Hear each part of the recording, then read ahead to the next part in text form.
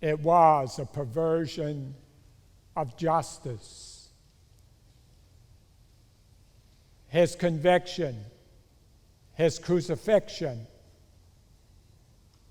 the passion story, as told in all four Gospels, lay the responsibility of that perversion at the feet of Pontius Pilate, at the feet of the religious leaders, at the feet of those who yelled, "Crucify him!"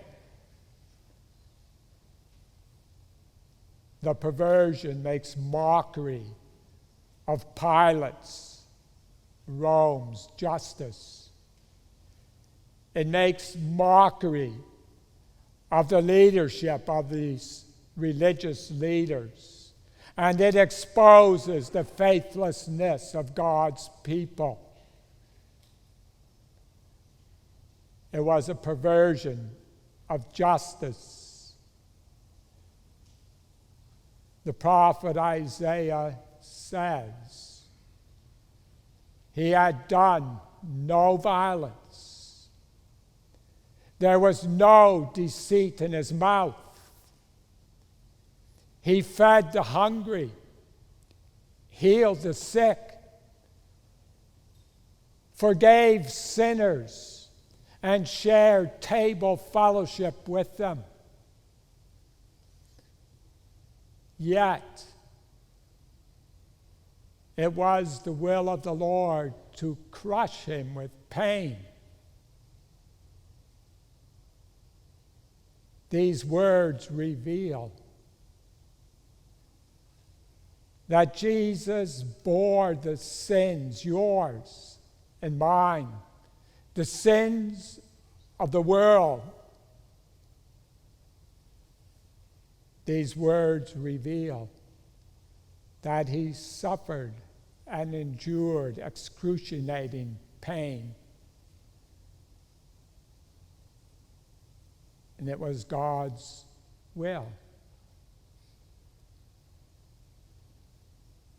Yet, it was the will of the Lord to crush the suffering servant with pain.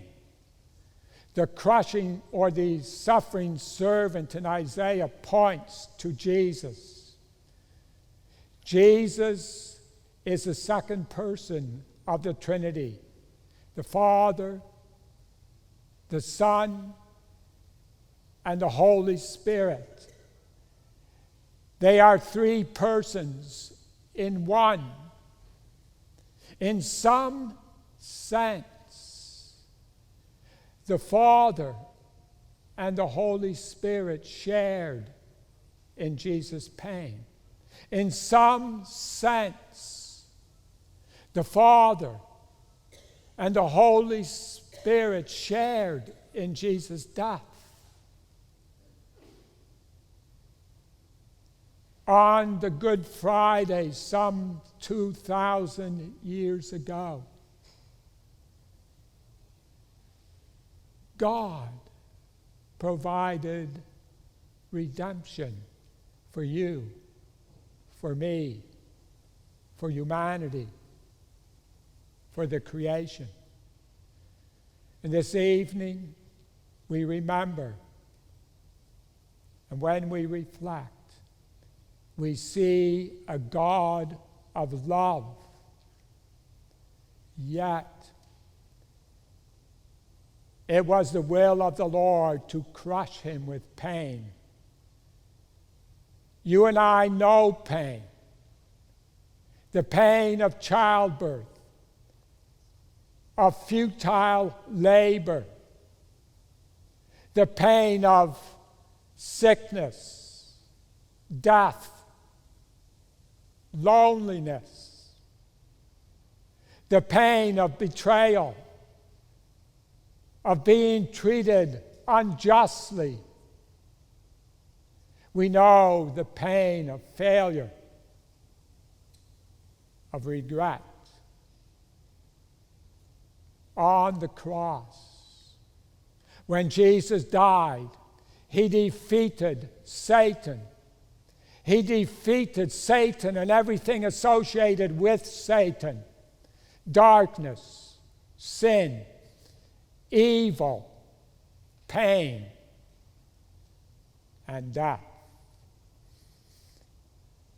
The day is coming. It is called the day of the Lord, the day that Jesus returns. And on that day, everything will be made new. And on that day, there will be no more crying or mourning or pain or death. And friends, between that day and today, our crucified Lord promises to give us enough faith for the day. Our crucified Lord, risen, promises to go with us, to bless us every day until that day comes, the day of the Lord. In the name of the Father, and the Son, and the Holy Spirit.